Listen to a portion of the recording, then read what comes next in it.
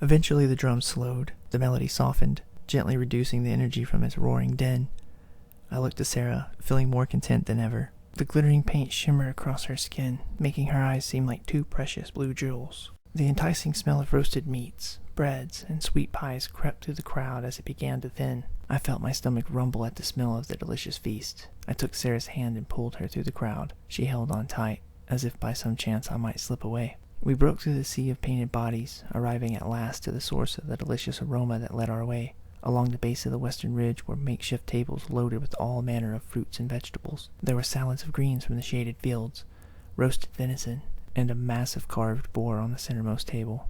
Breads, cakes, and pies lined the outermost tables, with both roasted and fresh vegetables heaped between. My mouth watered at the sight of this bounteous harvest. The seasons had been kind to us, and the village viewed this as a good omen for passage through the coming winter. A tiny growl rumbled, and a giggle escaped my companion. It seemed both our stomachs were churning. Like two ravenously hungry feral youths, Sarah and I rushed to get a place in the shuffling line of costumed bodies come to feast.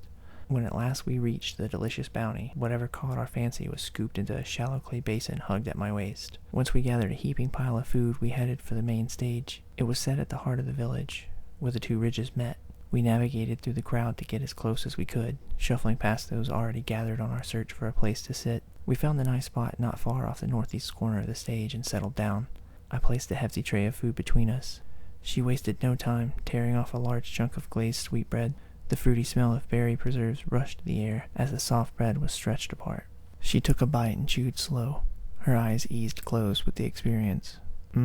So good, she said through a mouthful, nodding in approval. Worth the wait. I reckon after you leave I'll gorge myself nice and fat on what's left and just sleep the winter through, she joked, stuffing another bite of sweetbread into her mouth. Find yourself a nice cave as well, then? I teased, picking at a tender cut of roasted meat. My mouth was more than ready for the savory rush. It all but melted on my tongue, seared and well-flavored by the heat of the flame. Oh, most certainly, she laughed, as she sorted over the heaping platter to make her next selection. Well, I suggest you stay clear of anything south of the mountain. Not the friendliest of neighborhoods, and I hear there's a nasty bug problem. I took another bite of the scrumptious meat. Her jaw fell slack in a devious expression, as if a smile were waiting to follow her next words. And who better suited for advice on the matter than a son of Dove? Lucky me. Her eyes raised in time with her smile, rising with the corners of her pretty blush lips. I stammered clumsily, choking on a bit of meat like an idiot. I had reached for something clever, but my mind was still processing her implications, and I tossed out something blatantly agreeable instead. The Dove is the symbol of my father's house. Much to my relief, the deep thump of the drums drew the attention of the people. Sarah and I looked on as the village elders took the stage in ceremonial procession. Each was accompanied on stage by a torch-bearing escort, sons and daughters from the various houses they represented. The elders stood center stage as the escorts lit the lamps around its edges, where the Devi anxiously gathered. The drums pounded. The escorts left the stage in a similar procession and extinguished their torches. Bursts of brazen whoops and cries arose throughout the crowd, as the tribe recognized the symbols of their houses and paid homage. All waited to hear the words of the elders. Master Yanni was the first to step forth, elder of the house Ariye. The symbol of this house was that of a proud lion, named after the founding father, Ariye. Those who shared kinship under this symbol roared and cheered before Master Yanni, who bowed in acknowledgement and raised a frail weathered hand to bring them to silence. Welcome, brothers and sisters all. We are once again blessed by the Great Mother. Another bold year. The Devi honor the fruits of the land with the festival of harvest.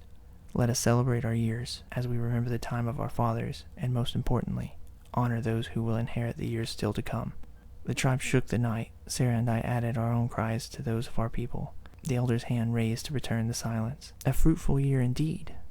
3 little blessings born to the house of Ariye. We welcome 2 sons and a sweet little girl. Thomas, born of Yaheli, daughter of Wegor the Wise, and Yaakov, son of Daron. Yanni found them in the crowd, presenting them with an outstretched hand. The family stood proud, lifting their young one high for all to see. Together we cheered. Trevon, born of Sheila, daughter of Adriana and Moish, son of Ren. Yanni presented another family from among the crowd. Cheers followed. Rael, born of Driana, daughter of Krav and Ramos, son of Leos. The family stood to be recognized, their little one giggling merrily as she was hoisted aloft. A single tooth poked from her smiling gums. What little blessings they are, Yanni smiled.